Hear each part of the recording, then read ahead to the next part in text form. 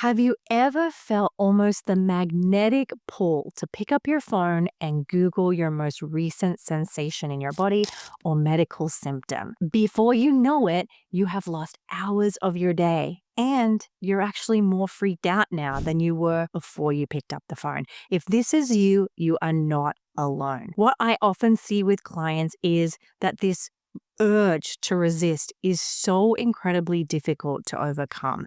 They also experience that something in their body feels very unfamiliar and scary or strange, and it creates their brain to be in full alert. And what happens is AI and Google are right there offering answers immediately, and that is what pulls you in. Now, in today's video, I'm going to go over exactly a 3-step plan to end cyberchondria. I'll explain what that is here in a second, and health anxiety, and I'm going to help you stop Googling and get back to your life. So before we get started, what is cyberchondria? To be honest, this is a newer term, even for me as a clinician who specializes in health anxiety. Cyberchondria is a combination of both the words cyber and hypochondria, which is another word for health anxiety or health anxiety OCD. Now, what happens with cyberchondria is there is an excessive, repetitive online search done for health information. It usually will cause a significant increase in self-diagnosis of what people can consider serious illnesses, and it leads to even more distress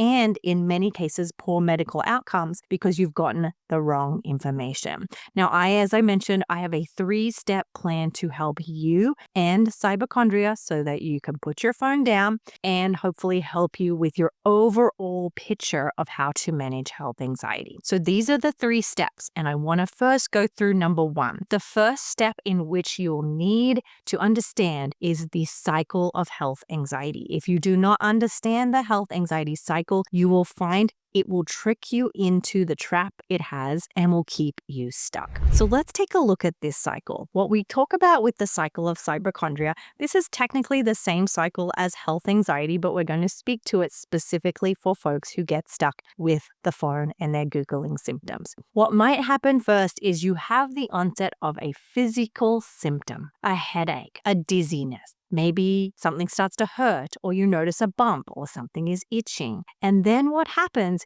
is you start to experience a fairly significant degree of distress. You're anxious. You're having a lot of repetitive thoughts. You feel like there's a sense of doom, something bad's about to happen, and that it would be quote unquote irresponsible not to go and make sure that you don't have a new massive cancer or some kind of life-threatening illness. Sometimes people will also Google whether they have an STI or an STD, whether they have HIV, whether they have some kind of very bad, like I said, life-threatening illness. And that's what they do, is when they have that uncertainty, it's so easy to just reach out and pick up your phone. The amount of information that is out on the internet is overwhelming. And a lot of the time, you can Google your exact symptoms and somebody on the web has written an article about it. But there is a problem. You will either go online and get some relief, or you're going to get evidence that what you're experiencing, that headache,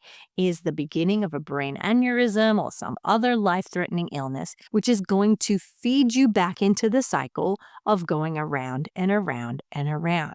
Often, people will report way more distress after Googling than they get relief. Sometimes they get relief, but most of the time they feel so much worse, so much more distress, and so much more uncertainty. So understanding this cycle is very important. Now, what we want to do here is we want to identify this cycle and we want to break it. Now, again, we're not breaking it by reducing anxiety. That is not where we stop this cycle. We actually stop ourselves when we go to pick up our phone, and I'm going to explain that here in just a second. So one thing I want to address with you, and I really talk to my clients about this in depth, is I want you to understand why Googling makes it worse, why you feel so much worse once you have Googled. Well, I've done a lot of research here, and I have looked at what it is about these articles that are so triggering. Now, number one, as a business owner who has a lot of podcasts on the internet, I know a little bit about SEO. This is called search engine optimization. And what this means is every time I create a podcast, I upload it to the web and with it goes an article. And if someone was to Google it, it would not show up in the Google search unless I have optimized it for all of the potential words that people might be Googling. Now, the reason I'm telling you this is not to bore you with my back-end business strategy.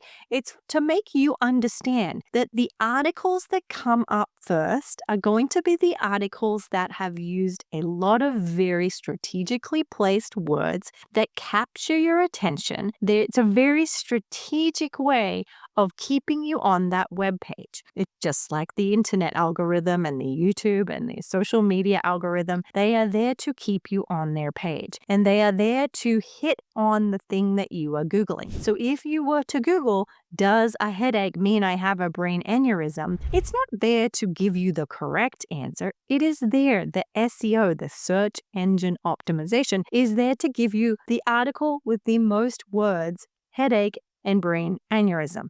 And you're going to find the article, not that you need to read, that's specifically for your situation. You're going to read the article that has the most use of that keyword. So it's important that you understand what you're reading is not an article that is the most correct. It is often the one that has the best SEO, and that can often get you into trouble. The second thing is legalities. As you write articles, there are legal things you have to cover, otherwise websites get sued. So even if they're doing an article, let's say on headaches, they legally have to say, if you're noticing some symptoms, please go to the doctor, because they don't want to be held liable of giving you relief. You think you're fine, and then something bad were to happen. So legally, a lot of these websites like WebMD and these bigger hospital websites that you're probably coming along often, they legally have to put in worst case scenarios. Just like on advertisements on medications, they have that really fast moving ad at the end going, this may cause blindness and headaches and all these things. They have to legally mention that. And so you're going to read it. As soon as you see the word cancer or brain aneurysm, you're going to freak out. But it's there not because it's valid to you. It's there because legally they need to put that in. The next thing is, who is writing these articles? Often, they're definitely not doctors. In fact, I've been reached out by many companies saying, would you please write me an article on A, B, and C? I have nothing to do with these companies. I'm not affiliated with them. They are just outsourcing to whoever they can find.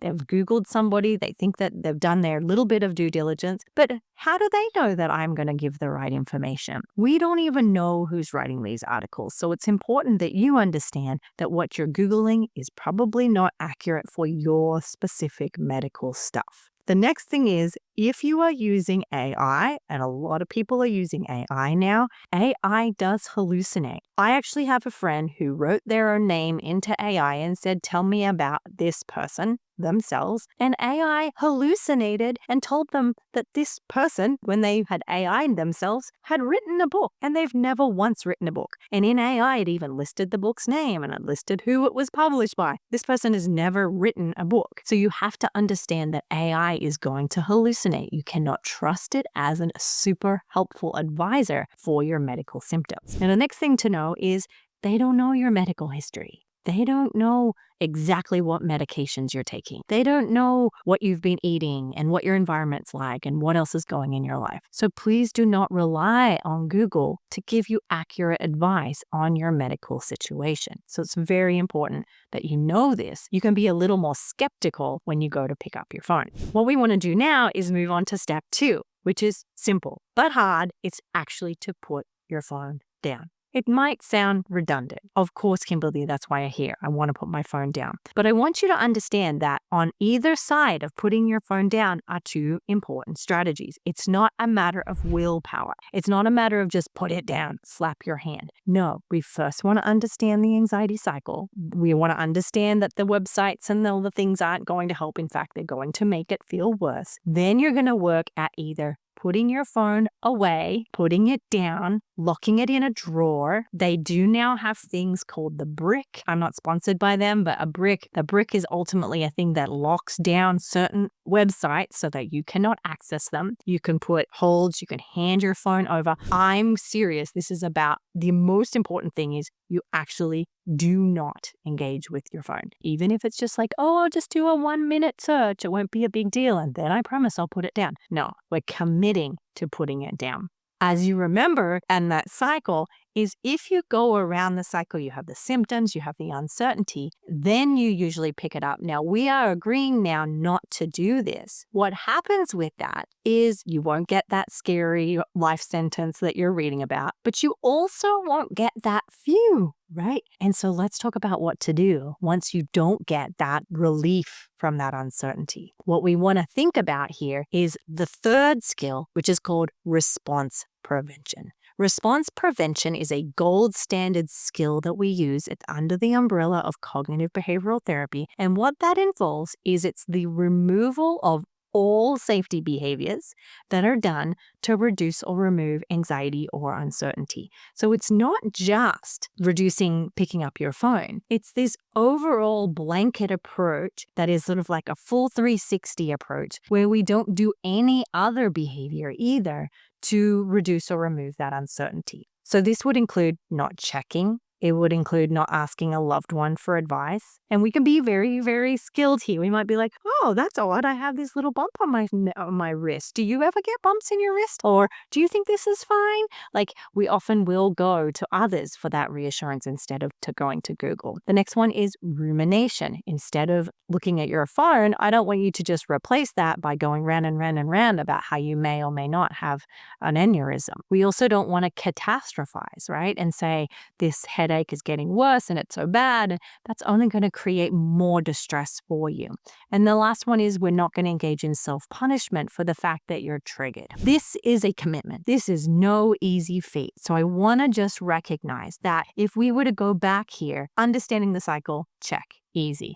Putting down your phone, check, moderately easy to do for short periods of time. But this response prevention piece is a little bit harder. And it's really important that you give yourself lots of compassion as you do that and you really sign up for this. So let me teach you a little trick. Now we can see this little cycle here that we've already reviewed, and we're committing to not engaging in Googling. Now, what we're going to do when we take out the Googling and take out the reassurance seeking is you will find that that discomfort will rise and fall on its own. It will go up, but it will come down. It will not last forever. Now, in no way am I saying don't go to the doctor. If this is a symptom that hasn't gone away, that's getting worse, it's impacting your functioning, by all means, seek appropriate medical care. That's a good step. Do not consult with Dr. Google. It'll send you down the wrong track. But ideally, you would practice writing this wave out. You don't want to run to the doctor every time you have a little bump or a little headache and you have uncertainty and these thoughts that it could be life-threatening. You have to understand, your brain's always going to be catastrophizing, especially if you have health anxiety or hypochondria. So we want to get really good at being patient and waiting out symptoms so that we're not constantly seeking reassurance from doctors either. Now, what will happen here is this, again, it will rise and fall.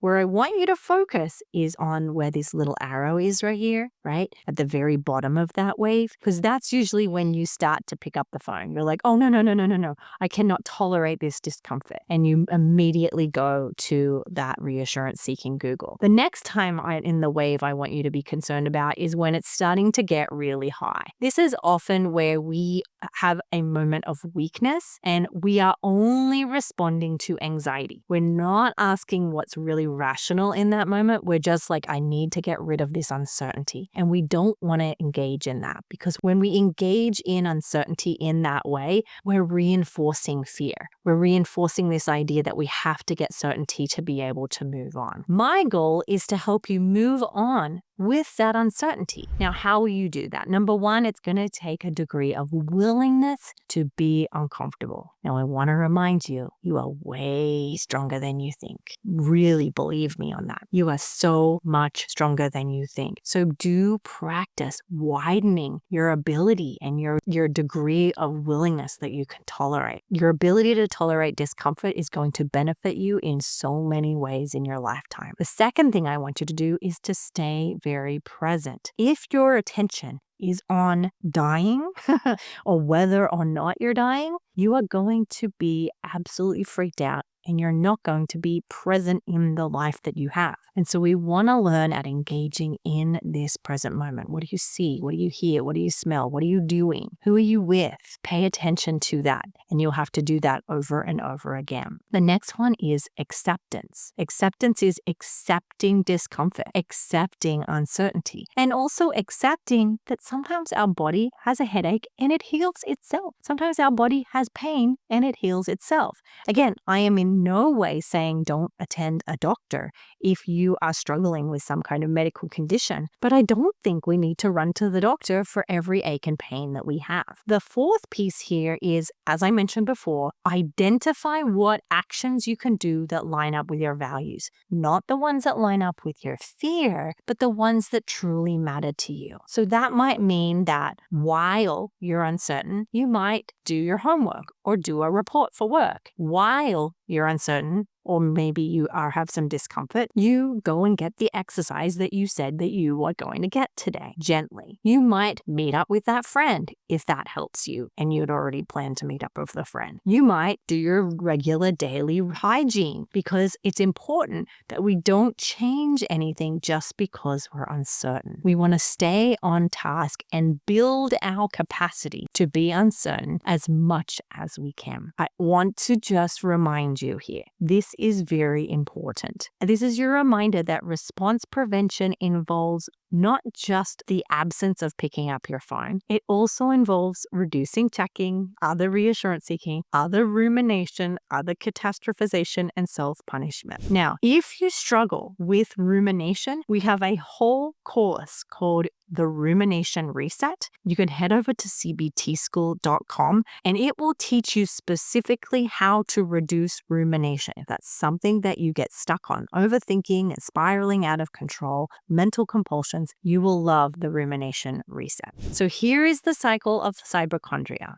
We understand this cycle. We also understand that we want to put down our phone so we can practice response prevention. Your job is to remember that if you are struggling, it doesn't mean you have to do this perfectly. You can also try what we call the delay method, which is I'm going to delay picking up my phone for 3 minutes, 5 minutes, 10 minutes, 30 minutes, 3 hours, and pick times in which you can say, okay, I am struggling not to use my phone, but I am willing to do it, not pick it up for 30 minutes. Some people say, I'm going to be willing to not do it today, and if I'm still struggling, I can pick it up tomorrow. Then they wake up tomorrow and they go, okay, I'm still struggling. Can I go another day? Yes, or another hour. Break it down into small, manageable parts. I promise you, it will make it so much easier. So again, please do this gently. This is not easy, right? It might seem simple, but it's not easy. And I want you to remember that just because it's hard doesn't mean there's anything wrong with you. You're doing the best you can. So many of my clients have overcome this with time and practice and patience. So I want you to remember this is totally doable. It just might take some reps and some practice. Now, as always, thank you so much for having me. It is an absolute honor to be on the show with you, spending time with you. I know how important your time is. I know how hard you're trying. So the fact that you chose me makes me so, so happy. All right, I'll see you in the next video and I cannot wait to see you then.